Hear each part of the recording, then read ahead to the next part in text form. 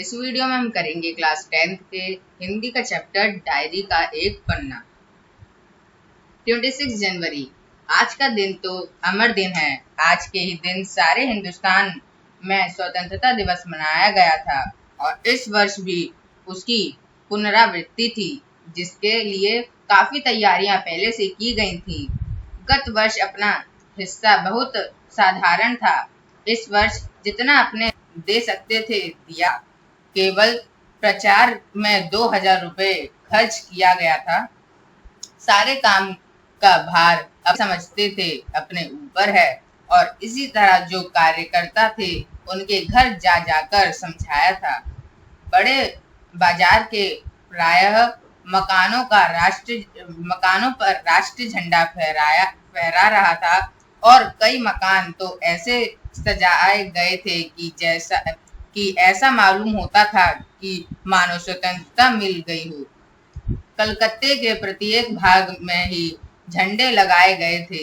जिस रास्ते में मनुष्य जाते थे उसी रास्ते में उत्साह और नवीनता मालूम होती थी। लोगों का कहना था कि ऐसी सजावट पहली हुई। पुलिस भी अपनी पूरी ताकत से शहर में गश्त देकर प्रदर्शन कर रही थी। लारियां, गोरखे तथा सार्जेंट प्रत्येक मोड़ पर तैनात थे।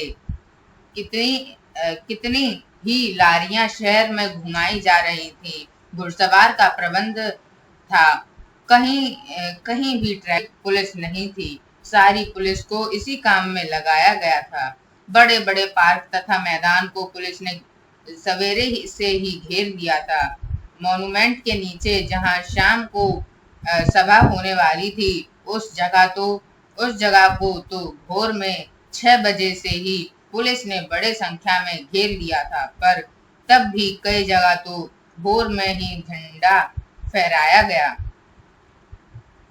श्रद्धानंद पार्क में बंगाल प्रांतीय विद्यार्थी संघ के मंत्री अविनाश बाबू ने झंडा गाड़ा तो पुलिस ने उनको पकड़ लिया तथा और लोगों को मारा या हटा दिया।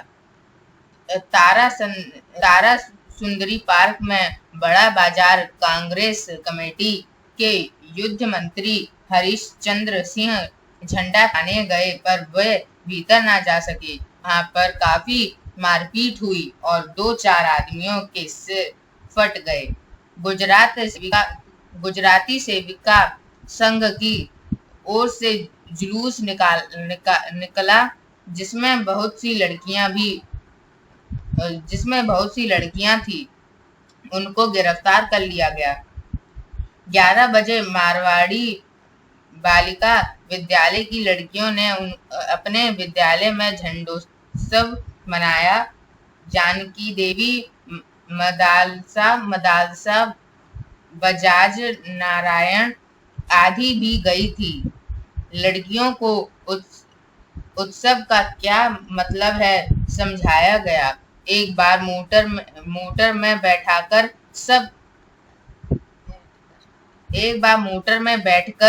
सब तरफ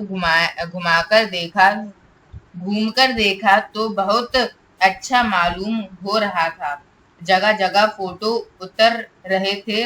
अपने भी फोटो का काफी प्रबंध किया था। 2-3 बजे कई आदमियों को पकड़ लिया गया, जिसमें मुख्य पूर्णोदास और पुरुषोत्तम राय थे। सुभाष बाबू के जुलूस का भार पूर्णोदास पर था, पर यह प्रबंध कर चुका था। स्त्री समाज अपनी तैयारी में लगी थी। जगह जगह से स्त्रियां अपना जुलूस निकालने की तथा ठीक स्थान पर पहुंचने की कोशिश कर रही थी। मॉन्यूमेंट के पास जैसा प्रबंध भोर में था वैसा करीबन 1 बजे नहीं रहा। इससे लोगों को आशा होने लगी कि शायद पुलिस अपना रंग ना दिखलावे, पर वह कब रुकने वाली थी। 3 बजे से ही मैदान में हजारों आदमियों की भीड़ होने लगी और लोग टोलियां बना बनाकर मैदान में घूमने लगे। आज तो बात ही वह निराली थी। जब से कानून भंग का काम शुरू हुआ है तब से आज तक इतनी बड़ी सभा ऐसे मैदान में नहीं की गई थी। और यह सभा तो कहना चाहिए कि ओपन लड़ाई थी। पुलिस कमिश्नर का नोटिस निकल चुका था कि अमुक अमुक अमुक अमुक धारा के अनुसार कोई सभा नहीं हो सकती। जो लोग काम करने वाले थे उन सबको इंस्पेक्टरों के द्वारा नोटिस और सूचना दे दी गई थी कि आप यदि सभा में भाग लेंगे तो दोषी समझे जाएंगे। इधर कोसी इधर कौंसिल की तरफ से नोटिस निकल गया था कि मॉन्यूमेंट के नीचे ठीक 4 बजे 24 मिनट पर झंडा फहराया जाएगा तथा स्वतंत्रता की प्रतिज्ञा पढ़ी जाएगी। सर्वसाधारण की उपस्थिति होनी चाहिए। खुला चैलेंज देकर ऐसी सभा पहले नहीं की गई थी। ठीक 4 बजकर 10 मिनट पर सुभाष बाबू जुलूस लेकर आए। उनको चौरंगी पर ही रोका गया, पर भीड़ की अधिकता के कारण पुलिस जुलूस को रोक नहीं सकी। मैदान के मोड़ पर पहुंचने ही पुलिस ने लाठियां चलाना शुरू कर दी। बहुत आदमी घायल हुए और सुभाष बाबू पर भी लाठियां पड़ी। सुभाष बाबू बहुत जोरों से वंदे मातरम बोल रहे थे। ज्योतिर्मय गांगुली ने सुभाष बाबू से कहा, आप इधर आ जाइए, पर सुभाष बाबू ने कहा, आगे बढ़ना है। यह सब तो आपने सुनी हुई लिख रहे हैं। पर सुभाष बाबू का और अपना विशेष फासला नहीं था। सुभाष बाबू बड़े जोर से वंदे मातरम बोलते थे। यह अपनी आंख से देखा। पुलिस भयानक रूप से लाठियां चला रही थी। क्षितीक्ष चटर्जी का फटा हुआ सिर देखकर तथा उसका बहता हुआ खून देखकर आंख मीच जाती थी। इधर यह हालत हो रही थी कि उधर स्त्रियां मॉन्यूमेंट की सीढ़ियों पर चढ़ झंडा फहरा रही थी और घोषणा पढ़ रही थी। स्त्रियां बहुत बड़ी संख्या में पहुंच गई थी।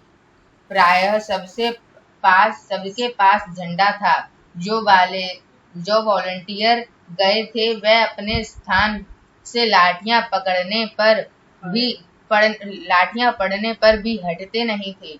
सुभाष बाबू को पकड़ लिया गया और गाड़ी में बैठाकर लाल बाजार लॉकअप में भेज दिया गया। कुछ देर बाद ही स्त्रियां जुलूस बनाकर वहां से चली। साथ में बहुत बड़ी भीड़ इकट्ठी हो गई। बीच में पुलिस कुछ ठंडी पड़ी थी। उसने फिर डंडे चलाना शुरू कर दिया। अब की बार भीड़ ज्यादा होने के कारण बहुत आदमी घायल हुए। धर्मतल्ले के मोड़ पर आकर जुलूस टूट गया और करीब 50 से 60 स्त्रियां वहीं मोड़ पर बैठ गईं। पुलिस ने उनको पकड़कर लाल बाजार भेज दिया। स्त्रियों का एक भाग आगे बढ़ा जिसका नेतृत्व विमल प्रतिभा कर रही थी। उनको बहु बाजार के मोड़ पर रुका गया और वे वहीं मोड़ पर बैठ गईं। आसपास बहुत बड़ी भीड़ इकट्ठी हो गई, जिस पर पुलिस बीच बीच में लाठी चलाती थी। इस प्रकार करीब पौन घंटे के बाद पुलिस की लारी आई और उनको लाल बाजार के ले जाया गया। और भी कई आदमियों को पकड़ा गया। ब्रिजलाल गोयंकर जो कई दिन से अपने साथ काम कर रहा था और दमदम जेल में भी अपने साथ था, पकड़ा गया। पहले तो वह झंडा लेकर वंदे मातरम हुआ मोन्यूमेंट की ओर इतने इतने जोर से दौड़ा कि अपने आप ही गिर पड़ा और उसे एक अंग्रेजी घुड़सवार ने लाठी मार फिर पकड़कर कुछ दूर ले जाने के बाद छोड़ दिया। इस पर वह स्त्रियों के जुलूस में शामिल हो गया और वहां पर उसको छोड़ दिया। तब वह 200 आदमियों का जुलूस बनाकर लाल बाजार गया और वहां पर गिरफ्तार हो गया। मदालसा भी पकड़ी गई थी। उससे मालूम हुआ कि उसको थाने में भी मारा गया था। सब मिलाकर 105 स्त्रियां पकड़ी गई थी। बाद में रात को 9 बजे सबको छोड़ दिया गया। कलकत्ते में आज तक इतनी स्त्रियां एक साथ गिरफ्तार नहीं की गई थी। करीब 8 बजे खादी भंडार आए तो फोन कांग्रेस ऑफिस में फोन आया कि यहाँ बहुत कांग्रेस ऑफिस से फोन आया कि यहाँ बहुत आदमी चोट खाकर आए हैं और की हालत संगीन है, उनके लिए गाड़ी चाहिए। उनकी देवी के साथ वहां गए। बहुत लोगों को चोट लगी हुई थी। डॉक्टर गुप्ता उनकी देखरेख तथा फोटो उतरवा रहे थे। उस समय तक 67 आदमी वहां आ चुके थे। बाद में तो 103 तक आ पहुंचे। अस्पताल गए। लोगों को देखने से मालूम हुआ कि 160 आदमी तो अस्पतालों में पहुंचे और जो लोग घरों में चले गए वे अलग हैं। इस प्रकार 200 घायल जरूर हुए हैं। पकड़े गए आदमियों की संख्या का पता नहीं चला, पर लाल बाजार के लॉकअप में स्त्रियों की संख्या 105 थी। आज तो जो कुछ हुआ वह अपूर्व हुआ है। बंगाल के नाम या कलकत्ता के नाम पर कलंक था कि यहाँ काम नहीं हो रहा है, वह आज बहुत अंश में धुल गया है और लोग सोचने लग गए कि यहाँ भी बहुत सा काम हो सकता है। Thank you.